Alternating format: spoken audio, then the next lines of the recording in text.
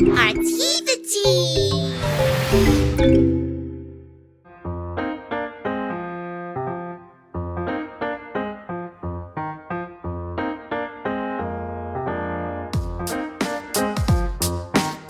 So you will be needing a watercolor palette or can use tubes also, a medium and a small paintbrush, and of course water as well. You will be needing a lot of water to put on your watercolor to activate it and so that more paint would flow. Then start painting the blue background, shaking or dabbing your brush a little to create texture effect of underwater on your background.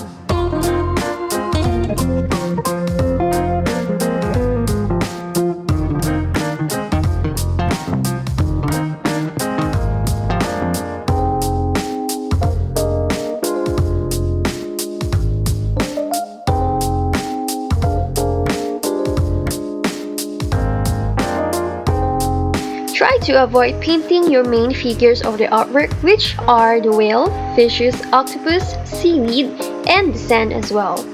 So, background is part of your painting that forms a setting for your main figures that appears the furthest or appears behind. Always make sure that every time you dip your brush into the palette, add a right amount of water, otherwise your paint would look very dry, streaky, and has the texture of the brush instead of the flowy water under the sea.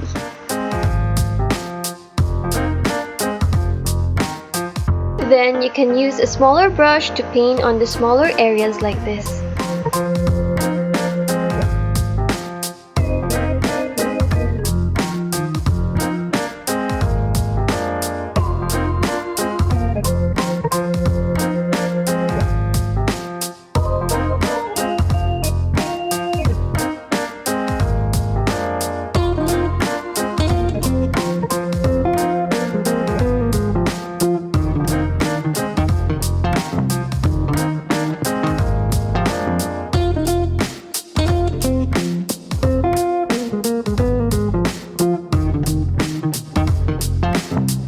So the bigger brush we can use to paint the bigger areas of the background.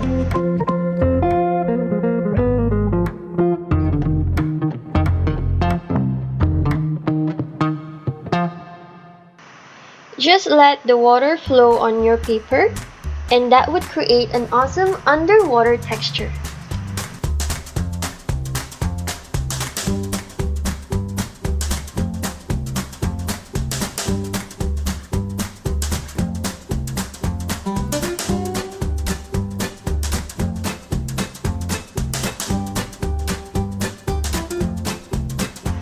Then we're going to paint the same technique on the sand. A reminder as well to make sure to wash your brush when changing colors. Using an ochre color or very light orange, paint the sand by dabbing a bit as well, same like the blue background.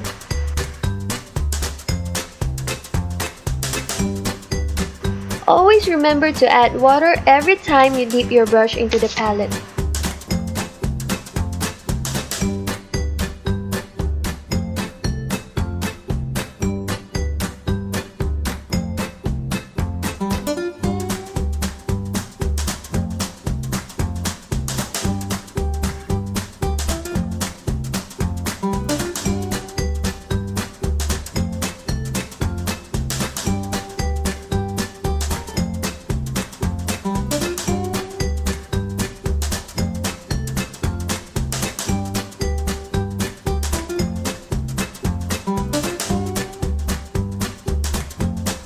Then, we're going to add shadows by taking a darker ochre.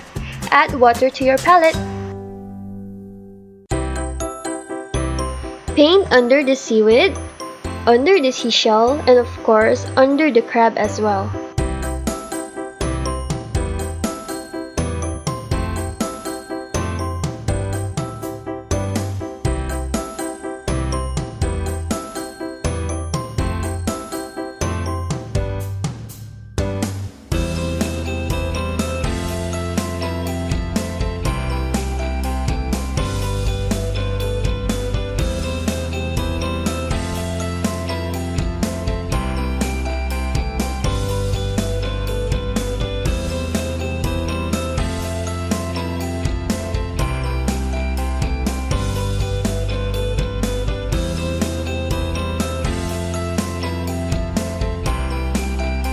After painting, you can dry your paper a bit. Now we're going to take a darker blue to add more effects using this splatter technique. After taking a watercolor paint, tap the paintbrush on top of another paintbrush above your paper.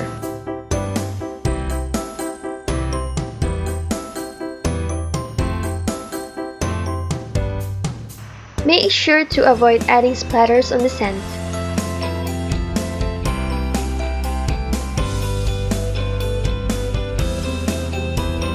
Now, cover the blue background with scrap papers and take brown watercolor and do the same splatter technique on the sand.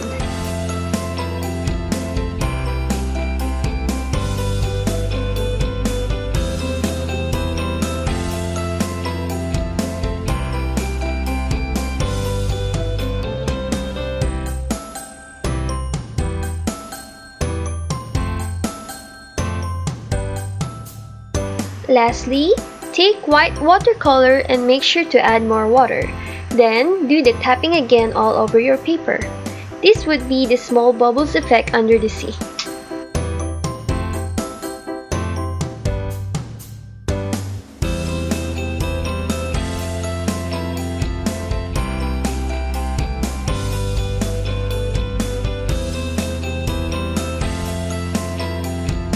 Stay tuned for part 3 of this video and prepare your paintbrush and acrylic paint.